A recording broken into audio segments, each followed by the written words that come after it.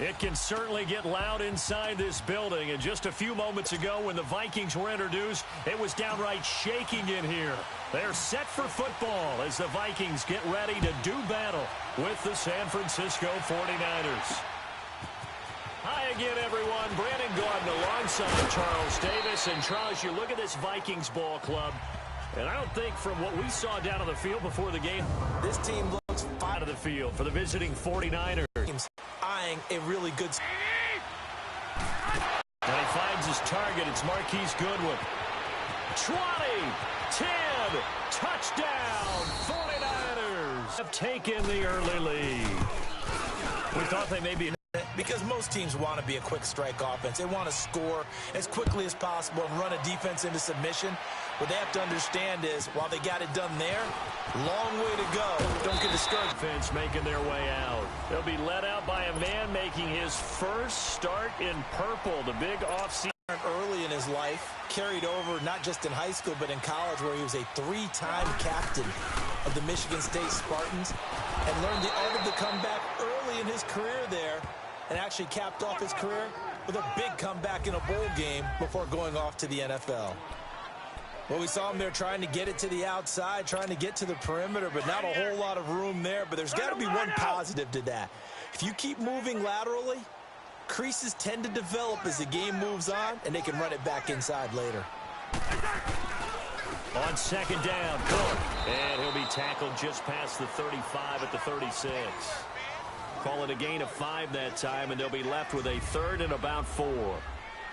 I remember the first time I saw Dalvin Cook play in college. I was watching him on TV, called a scouting friend of mine and said, "Who is this guy? He's special." And he said, "Dude, you're watching a home run hitter on the field." Yeah, he was special in Tallahassee. Left Florida State their all-time leader in rushing yards and touchdowns. Rolling to his left, and he's got Kyle Rudolph. And he's got the first down as he's up to the 45-yard line. Cousins to his tight end Rudolph for a Viking first down. Now, Charles, what's the mindset here offensively? You gave up the touchdown pretty quickly. Would it have changed if you had gotten a stop and it would be 0-0 right now, or no? I wouldn't think so. I think in most cases, just down a touchdown, I mean, we're just getting started here. It should be a long way to go. You think to yourself, stick with the game plan, all the things you worked on in practice. But you have some teams that when they get down, their natural tendency is to aggressively strike back. And let's see if they want to get outside of the game plan we expect and try and be aggressive on their first series. They'll run it now out of the gun. And he's got this one across midfield into 49er territory. The tackle by Eric Armstead. Of course, last year, you think about Dalvin Cook's injury in Week 4 with a torn ACL, just hoping that he can stay healthy in 2018. And if so, we'll see plenty of runs that will be big time in 2018. Because in 2017, he took over the starting running back job as a rookie and was off to a terrific start. In fact, if you ask people in the Minnesota Vikings organization, they were giddy at the fact that they were able to get him outside of the first round and plug him into the lineup. They expect him to be big time in this season.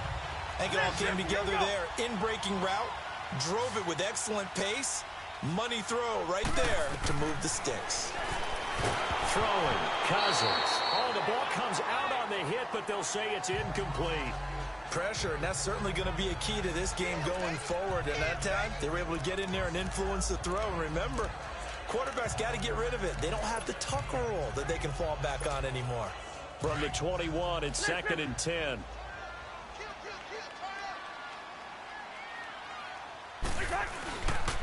Back to the ground, Cook. And that play going absolutely nowhere as he's belted before he could get out of the backfield. It'll wind up being a loss of 2. And they'll be facing a 3rd and 12. I know the scouting report on him is that he doesn't possess the eye discipline to be an elite linebacker. And what that means is his ability to read, react, and make a play. But on that one, he looked like one of those guys. They get 7 there, but it brings up 4th. Well, we hear so often how tackling has become almost a lost art in the NFL game. But it's so important to tackle well on these receivers, especially in a play like this one. 3rd down, they gave him the underneath stuff. You got to go and make the tackle right away. Cousins to throw for it on 4th. This will be caught just inside the 10. And he's got the first down as he gets it to the 8. Some collective exhales over there on the sideline. A big pickup through the air on 4th down to bring up 1st and goal. Cousins to throw it. For Kirk Cousins, it's his first touchdown pass as a Minnesota Viking, as his guys are on the board here in this first quarter. And it was a tight window. He knew he had to rocket that thing in there. He got it done. And when you're able to complete one like that, your confidence has to just go sky high. You just mentioned it. Tight window, sings it in there despite excellent coverage. Result, touchdown. So we're right back where we started, all even as the kick's away. This fielded a few yards into the end zone. And no run back here. This will be a touchback, and it comes out to the 25-yard line. The 49ers heading out, and if you listen real closely, you can hear it, the buzz right now that is around this 49er team. And look, they finished last year strong. Big reason why, Jimmy Garoppolo. So a lot of hope coming into 2018. And I think you nailed everything that you're really talking about with this team, starting with Jimmy Garoppolo. But I think underneath it, I go back to the start of last season. Brand new head coach in Kyle Shanahan, brand new general manager, and a brand new direction, and they stayed the course despite starting the season with a long losing streak. Many people wondered if they would win a game, but they didn't panic, didn't rush out and get a lot of veterans for short-term help. Just said, this is our team, this is our structure, let's go for it. And they kept doing that and finished the season with a 5-game winning streak led by, as you mentioned, Jimmy Garoppolo, and a lot of hope and optimism for the future. Tackle made that time by Anthony Barr. Quickly now a look at the defensive starters for Minnesota. The anchor of this secondary is Harrison Smith, who was oddly named an all-pro safety in 2017, but just a Pro Bowl alternate who later did play in the game and had a pick 6. Metrics, they graded him out as the game's top safety in 2017. I call him the fixer. Wherever they need him on defense, they place him. Near the line of scrimmage, back deep, he makes plays. He rifles one that's intercepted. Xavier Rhodes with a pick, and his guys will take over at their own 44-yard line. Well, that's a drive killer right there. Not a really confident throw either. This one was kind of up for grabs, and it's going to come down the hands of the wrong team.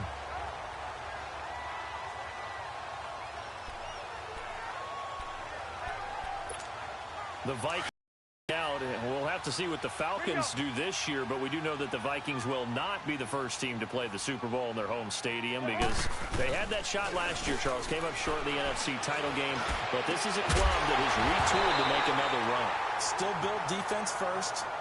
The image of their head coach, Mike Zimmer, and they have all-stars at every level. Start with Linval Joseph at defensive tackle. Move back to Anthony Barr at linebacker. Xavier Rhodes at cornerback. Harrison Smith at safety. They can do it all on defense.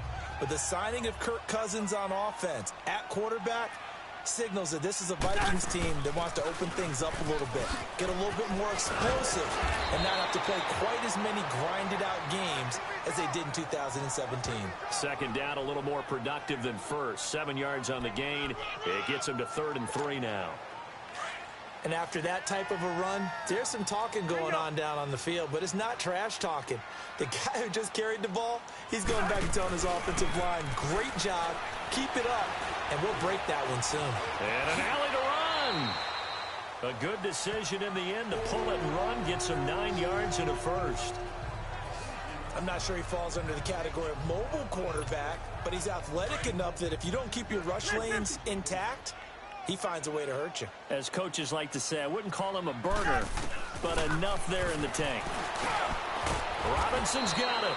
And here he'll be brought down a little shy of the 35 at the 36. That throw good for 4. It's second down. One thing you're hoping for when you run drag routes, you're able to hit a receiver in stride, and he can pick up a lot of yardage after the catch. But in this situation, the defense was effective, able to stop him before he could get a good head of steam going. No gain on the play there, so they're left with a 3rd down and 6. Then he got Cousins. And he's able to find Diggs. He's brought down. First catch of the new season for him, and he picks up the first. I don't care who you put on him. He's going to be a handful in one-on-one throws. Yeah, right now, you're right. They're in man-to-man. Maybe need some safety help. I would say that'd be a good idea. Double team him somehow. I'm going to have to make someone else beat me rather than let him shred my defense.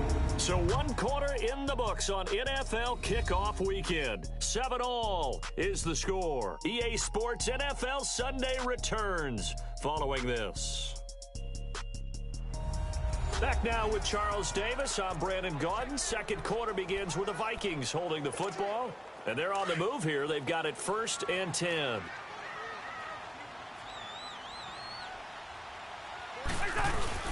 Handoff comes to Cook. And he's got this one down to the 10. A solid run on 1st down. Gain of 7 leaves him with a 2nd and 3.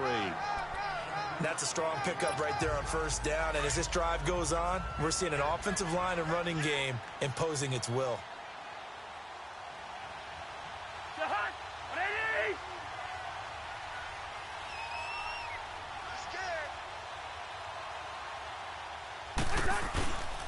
A give. This is Cook. And a short pickup there down to about the 9.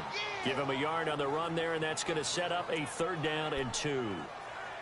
Doubling this guy has to be a priority before moving up to the next level because the big fella, he just ate that one alive, just stuffed it. In fact, before the game, he was talking to us, and he's like, hey, these pants make me look fat? And we said, nah, man, you're just a whole lot of guy. He is well over 300 pounds. He's a big man.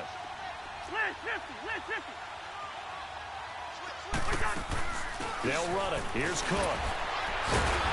And he's able to pick up the first before he's brought down inside the 5 at the 4. The gain of 5 that time gives him the conversion and makes it 1st and goal.